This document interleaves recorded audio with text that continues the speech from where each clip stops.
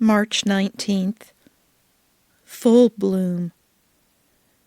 The advent of spring brought great anticipation of my garden erupting in a bounty of vegetation and flowers as the planting was nearly finished. As I surveyed my work and asked God's blessings on it, I spotted something ominous making its way onto my newly cleaned porch, a vine of undetermined variety.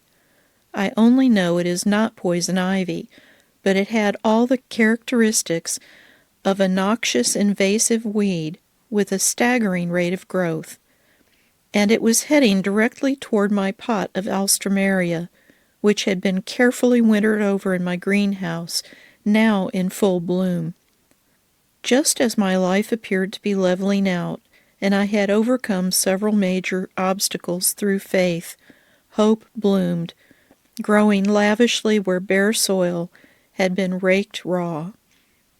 At just the time when I felt God's hand guiding me most strongly, just when I was most involved in what I believe He called me to do, a seed was planted in my most vulnerable soil, fear of rejection. Though I recognized it for what it was, I did not thoroughly eradicate it and allowed it ever so little room to grow. It wrapped its insidious tendrils around the blossoms of my faith almost overnight. Doubt and fear began to multiply faster than the blossoms. Fear assails us with a constant barrage of possibilities, from the moment we are born to the day of our passage from this earth into the halls of heaven. The world is currently in upheaval as I write this, and fear embraces each country's populace as lockdowns sweep our citizens and economies. Livelihoods and lives are at risk, our freedoms taken. But there are always reasons to fear, even without seismic global events. Fear in any of its destructive forms can be given a foothold in our spirits. It assures us that we cannot trust God, that His written word is not true, and that His promises are only credible for someone else, but not for us.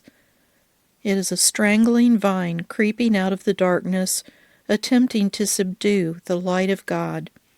Fear does not come from our Heavenly Father. Fear is our default setting, and faith is what overcomes it. When God instructs us to not be afraid, which He does hundreds of times in the Bible, He means it. Stop being afraid. Stop. Do the opposite. Trust God. Trusting God is the only antidote to fear, the only means of tearing the roots apart and utterly destroying them. Confess your fear, then stand firmly, trusting God's goodness toward you. Taking God at His word and truly trusting Him is the only way we can each live in full bloom. Psalm 57, 2 and 3. I cry out to God Most High, to God who fulfills His purpose for me. He sends from heaven and saves me, rebuking those who hotly pursue me. God sends His love and His faithfulness.